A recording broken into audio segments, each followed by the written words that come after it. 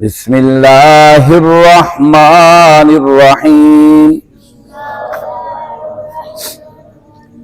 وما من دابۃ فی الارض الا علی اللہ رزقها ویعلم مستقرها ومستودعها كل في كتاب مبين وهو الذي خلق السماوات والأرض في 6 أيام وكان عرشه على الماء ليبلوكم أيكم أحسن عملا ولئن قلت إنكم مبعوثون من بعد الموت لَيَقُولَنَّ الَّذِينَ كَفَرُوا إِنْ هَذَا إِلَّا سِحْرٌ مُبِينٌ وَلَئِنْ أَخَّرْنَا عَنْهُمُ الْعَذَابَ إِلَى أُمَّةٍ معدودة ليقولن ما يحبسه على يوم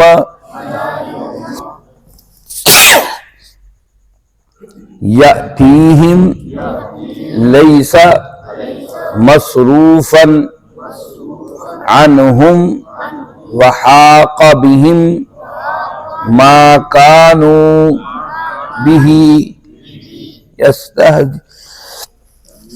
یستہزئون صدق اللہ۔ عزیز ساتھیو، تمام حمد و ثنا، تعریف و توصیف اس رحیم و کریم رب کے لیے جس کا رحم اور کرم ہر سو وسیع۔ اس کا رحم اور کرم ہی ہے کہ ہم اپنے رب کی توفیق سے 12ویں سپارے کا آغاز کر رہے ہیں۔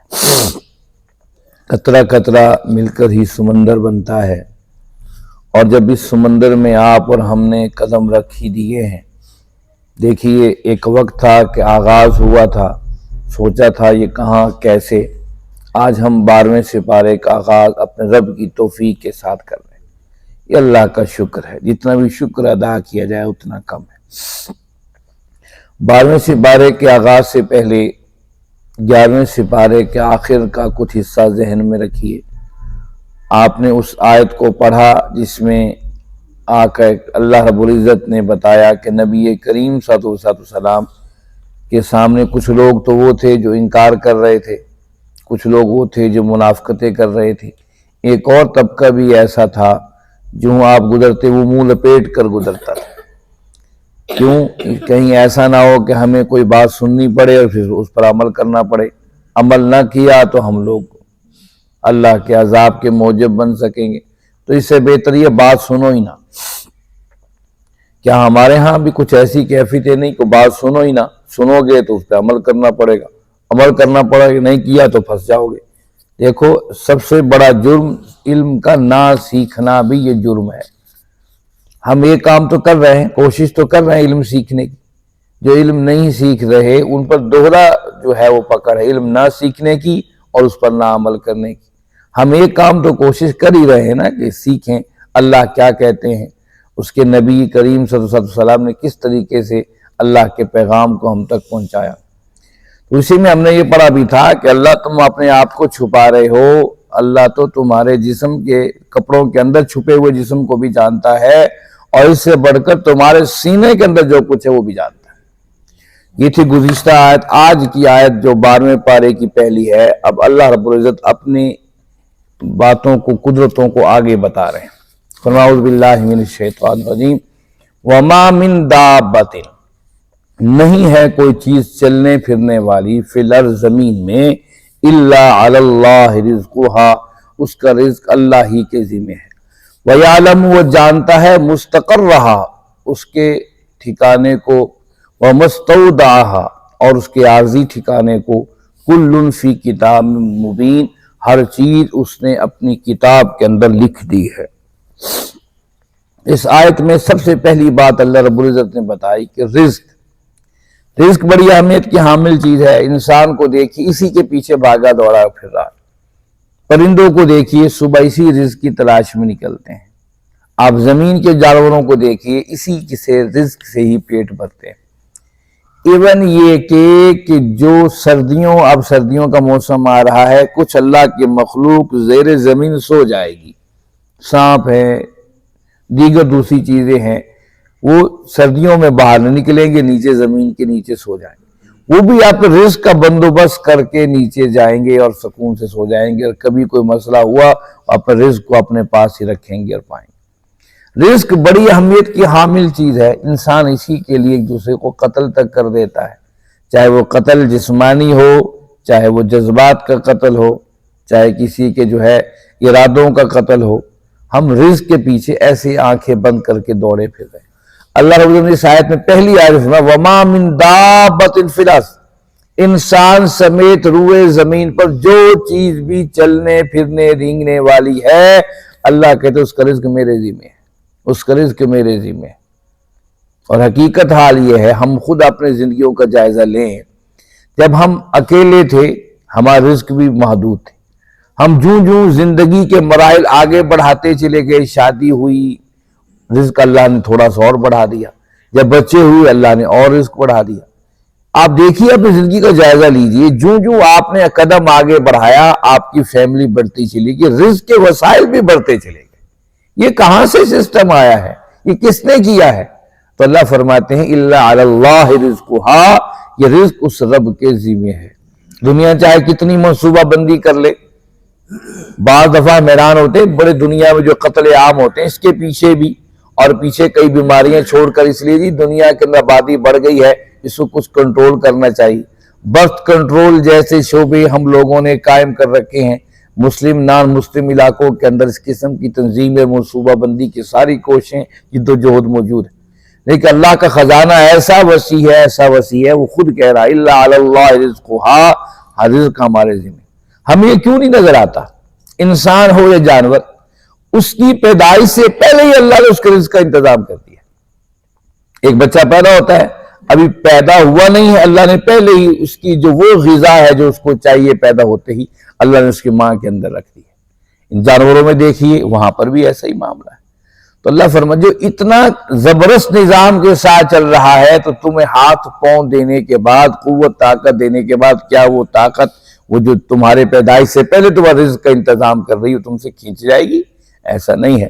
یا اللہ نے فرمایا وَمَا مِن دَابَّةٍ فِي الْأَرْضِ إِلَّا عَلَى اللَّهِ رِزْقُهَا، جو کچھ بھی زمین پر چلتی پھرتی رینگتی جو مخلوق ہے اس سب کا رزق ذمہ اللہ کے۔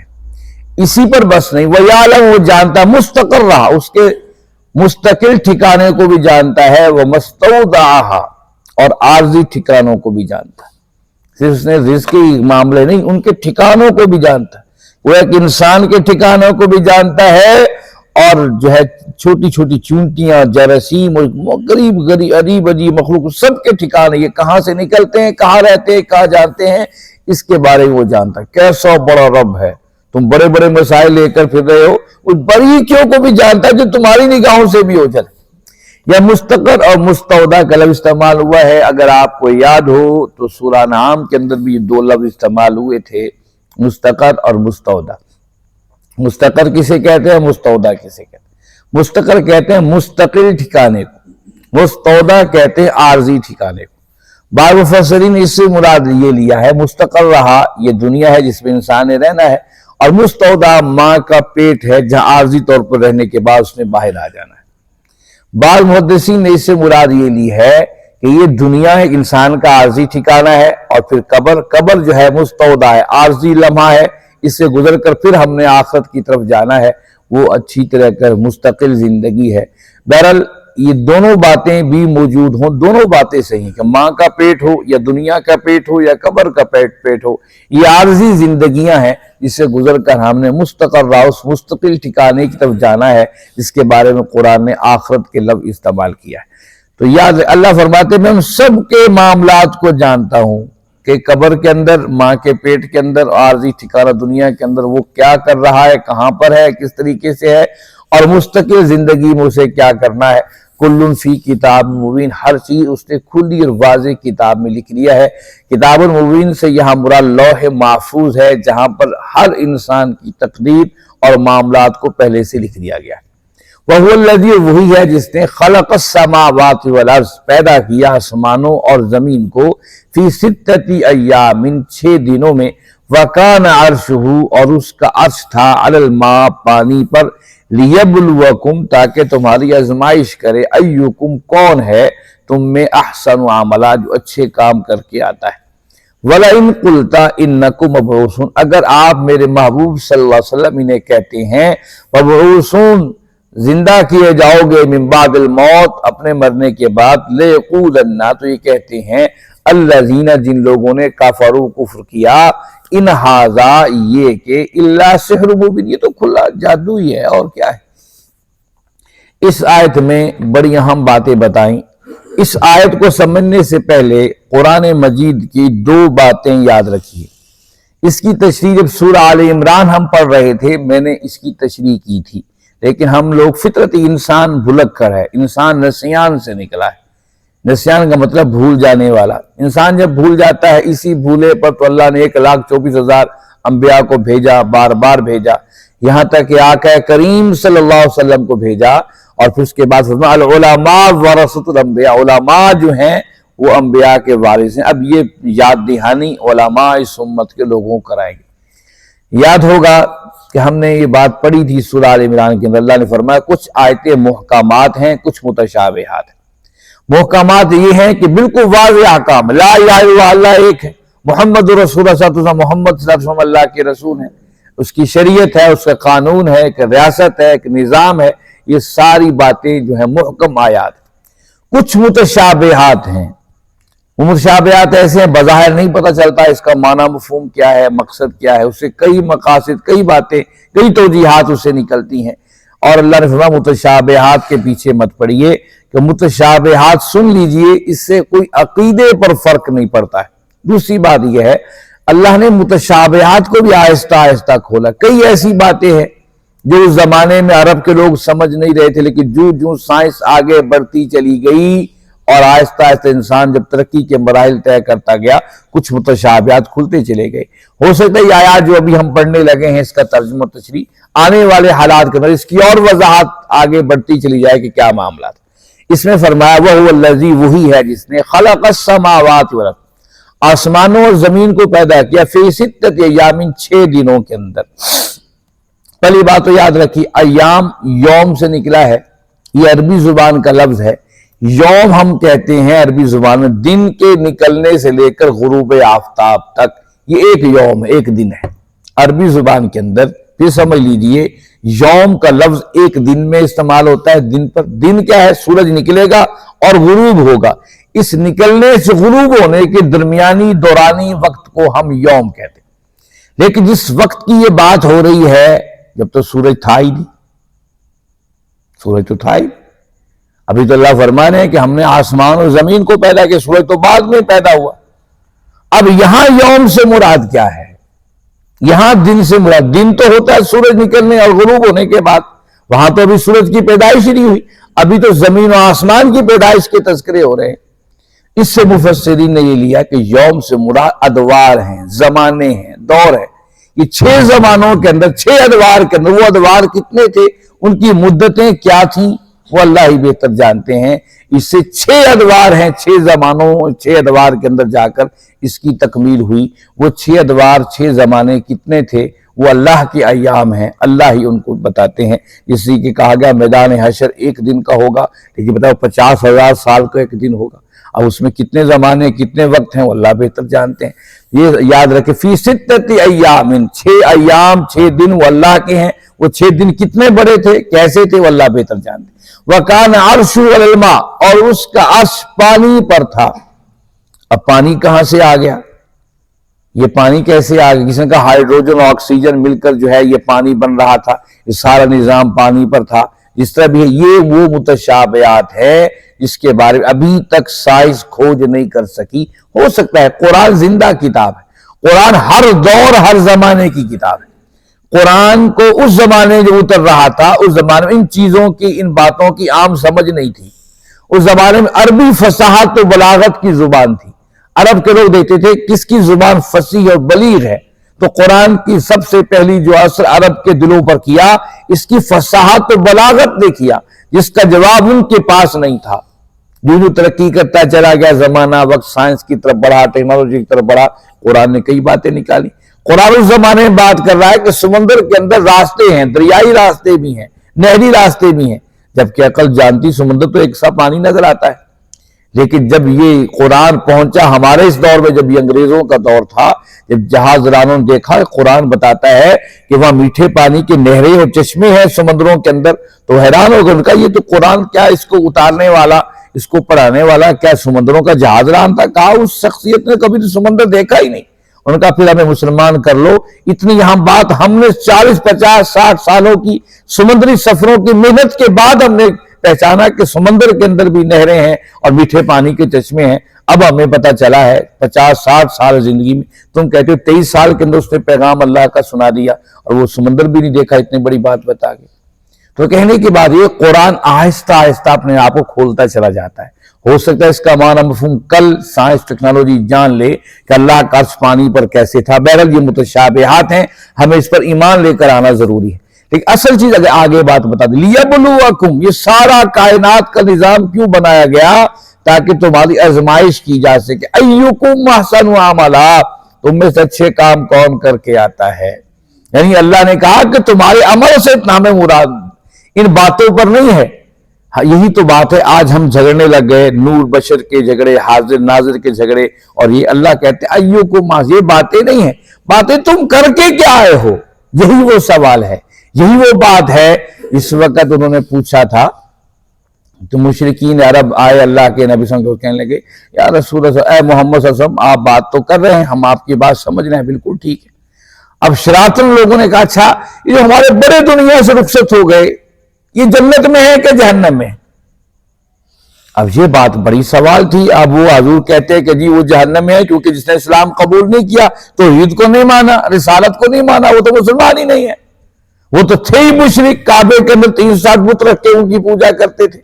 اللہ کے رسول کہتے کہ نہیں مشرک تھے تو سارا وویلا کرتے، کیونکہ آج بھی ہمارے ہاں بھی آباء و اجداد کی مٹیوں کو یاد رکھنا، آباء و اجداد کی باتوں کو یاد رکھنا، اس پر قومیت کے جھنڈے اٹھائے رکھنا، آج بھی ہمارے ہاں بڑی متبرک چیز، بڑی عظمت کی چیز سمجھی جاتی ہے۔ ہمارے بڑے یہ تھے اور ہمارے بڑے یہ تھے۔ اب اس کے جواب میں اللہ آقا کریم صلی اللہ علیہ وسلم کیا فرمایا، دیکھو سنو، تلک امۃ قد خلت لہا ما کسبت ولکم ما کسبتم ولا تسألون عما کانوا یعملون۔ اور جن کی باتیں تم کرو وہ تو گزر گئے، ان کا معاملہ رب کے ساتھ، تم کیا کر رہے ہو، تم اپنا جواب دو، تمہارے بارے میں اللہ نے تم سے پوچھنا ہے۔ تو اسلام اس لیے پوچھ نہیں ہے کہ آپ نے حضور کو کیا مانا تھا، بھائی جو حضور بتا کر گئے اس کو تم نے کتنا مانا تھا، یہ ہے وہ اصل چیز جس پر آج ہمارا رونا بھی ہے اور دکھنا بھی ہے۔ تو جو جس مسلک کا پیروکار وہیں بیٹھا رہے، مت چھیڑے اپنے مسلک کو، فرقے گروہ کو، لیکن جو کچھ حضور صلی اللہ علیہ وسلم علم تم تک پہنچا ہے، ویسے ہمارے بریلوی بھائی، ویسے دیوبندی بھائی، حدیث بھائی، کیا ہم نے ان پر اپنی زندگیوں میں عمل کر لیا؟ اس پر ہمارا عمل نہیں ہے، اور ہم اپنے جو ہے جھنڈے اٹھائے پھر رہے کہ شاید جھنڈوں میں نجاتیں نہیں ہے، نجات عمل کے اندر ہے۔ یہی بات سمجھائے گی، لیبلوکم ایکم احسن عملا، ہم نے اس پوری کائنات کو سجایا اس لیے ایکم احسن عملا، تم میں اچھے کام، خیر کے کام، اچھی زندگی کون کر کے گزار کے آتا ہے۔ وَلَئِن قُلْتَ، اے میرے محبوب اگر آپ ان سے کہیں اِنَّكُمْ مَبْعُوثُونَ مِن بَعْدِ الْمَوْتِ، کہ تم مرنے کے بعد دوبارہ زندہ کیے جاؤ گے، لَيَقُولَنَّ الَّذِينَ كَفَرُوا، یہ کافر کہتے ہیں اِنَّ هَذَا إِلَّا سِحْرٌ، یہ تو جادو ہے، مر کے مٹی ہو گئے، آباء و اجداد سب کے سب ہڈیاں مٹی ہو گئیں۔ ایک کافر آیا، اس نے اللہ کے ایک ہڈی اٹھائے ہوئے کہنے لگا دیکھو اے محمد صلی اللہ علیہ وسلم، پھر ہڈی کو چورا کر دیا، صدیوں سے کب کس کی ہڈی تھی، مٹی مٹی ہو گئی، اڑ گئی، کہا کہ یہ زندہ کیے جائیں گے؟ فرما ہاں یہ سب زندہ کیے جائیں گے۔ کہا یہ تو پھر جادو ہی ہے، جادو ہی ہوگا جو کچھ ہوگا، یہ کیسے ممکن ہے؟ آج بھی ہم لوگ یہ کہتے کیسے ممکن ہے، کیسے ہوگا، دل سے زبان سے اقرار کرتے ہیں لیکن دل ہمارا آج بھی کہیں نہ کہیں جو ڈاواں ڈول رہتا ہے۔ وَلَئِنْ أَخَّرْنَا عَنْهُمُ الْعَذَابَ، اگر ہم مؤخر کر دیں ان پر عذاب کو، اِلَىٰ أُمَّةٍ مَعْدُودَةٍ، ایک خاص مدت تک، لَيَقُولُنَّ، یہ کہیں گے، مَا يَحْبِسُهُ، کہاں رہ گیا وہ، الا آگاہ رہو، یوم یأتیہم، اس دن جب وہ آئے گا، لیس مصروفاً، پھر کوئی اس کو ٹالنے والا نہیں ہوگا، وحاق بہم، اور وہ گھیر لے گا، ما کانوا بہ یستہزئون، جس کے تم مذاق اڑاتے پھرتے ہو۔ حضور صلی اللہ علیہ وسلم فرماتے کفار مکہ کو اللہ کا عذاب آ جائے گا، اللہ کے عذاب سے ڈرو۔ قوم عاد، قوم سمود کی بستیاں دائیں بائیں عرب کے اندر موجود تھیں، ان کی حالتیں دیکھی ہوئی تھی ان لوگوں نے، اور سب مانتے تھے عذاب کی جگہ ہیں، اور عجیب اتفاق، جہاں جہاں عذاب کی جگہ آئی وہ دوبارہ آباد ہو ہی نہیں سکی، یہ اللہ کا نظام۔ حالانکہ قوم عاد، قوم سمود کی چھوڑی ہوئی بڑی بڑی بلڈنگیں تھیں، اور بڑے بڑے پہاڑوں کے اندر ان کی غاریں تھیں، اور بہترین گھر بنائے ہوئے تھے، عرب کے لوگ وہاں بستے رہتے، ٹھکانے کرتے، ایسا نہیں تھا وہاں پر، بالکل ایسا نہیں تھا، وہ بالکل برباد بے آباد جگہ تھی۔ تو جب اللہ کے رسول کہتے کہ دیکھو اگر تم نہیں مانو گے اللہ کا عذاب آ جائے گا، وہ کہتے نعوذ باللہ سے، وہ کہتے اچھا اے عذاب کدھر رہ گیا، لگتا ہے راہ بھول گیا، آیا نہیں ان تک، لگتا ہے کہیں بھٹک گیا ہے، کسی اور جگہ آ گئے، یہاں آنے کے بجائے راستہ بھول، اس طرح کے وہ مذاق الفاظ کیا کرتے تھے۔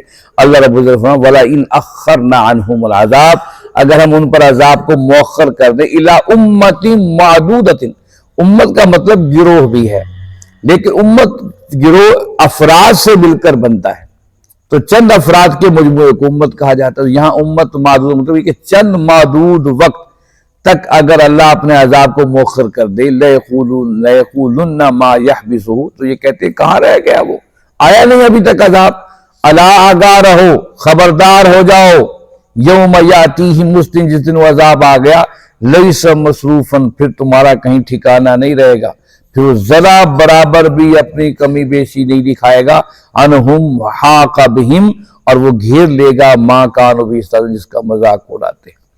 مجھے بتائیے کہ جب اللہ کے عذاب آتے ہیں تو اللہ رب العزت کس کا انتظار کرتے ہیں؟ جب دیکھیے 2005 میں زلزلہ آیا، کہیں کو خبر لگی کہ لمحے لمحے کو لاکھوں افراد کے گھر اور انسان اجڑ کے رہ گئے، تو اللہ آہستہ آہستہ دنیا میں بتا، سونامی آیا، کس طریقے سے جاپان اور دیگر ممالک اس کے زد کے اندر لمحے کو لہریں ہی اٹھی ہیں، اور اس نے جو ہے ہر طرف عجیب و غریب ماحول پیدا کر دیا۔ اللہ آہستہ آہستہ لوگوں کو دھڑک کر کے دستک دے کے بتاتے ہیں دیکھو ہمارے اختیار میں کائنات، زمین بھی ہمارے اختیار میں ہے اور پانی کی لہریں بھی ہمارے اختیار میں ہے۔ جب ہر چیز ہمارے اختیار میں ہے تو تم کہاں بھاگی جا رہے؟ بھائیو، یہ زمین بھی اللہ کی ہے، ہمارے پر پہنے ہوئے لباس یہ بھی اپنے رب کے ہیں، رب کے دیے ہوئے ہیں، اور جو ہم رزق کھا رہے ہیں یہ بھی رب کا دیا ہوا ہے۔ تو جب ہر چیز رب کی ہے تو اس زمین پر قانون کسی اور کا کیوں؟ یہی اصل میں اللہ کے قرآن اور آقا کریم صلی اللہ علیہ وسلم کی دعوت تھی کہ جب کھاتے رب کا ہو، زمین رب کی ہے، ہر چیز رب کی ہے، تو قانون انسانوں کا کیوں؟ قانون بھی حق ہے رب کا، اسی رب کا نظام چلے۔ یہ کیا چیز ہو گئی؟ میٹھا میٹھا ہپ ہپ، کڑوا کڑوا تھو تھو، میٹھا میٹھا ہم کھاتے رہیں اور کڑوے کڑوے کو نکالتے رہیں، یہ قرآن کی دعوت نہیں ہے۔ اس کی دعوت یہ جب ہر چیز اللہ کی ہے، نظام کائنات بھی اللہ کا ہی ہے، تو انسانوں پر حکومت بھی اللہ کی چلے گی، اس کے علاوہ کوئی راستہ نہیں ہے۔ اللہ رب العزت سے دعا ہے اللہ رب العزت آپ اور ہم سب کو سمجھنے اور اس پر عمل کرنے کی توفیق عطا فرمائیں۔ وآخر الدعوانا ان الحمد للہ رب العالمین، والصلاة والسلام علی سید المرسلین۔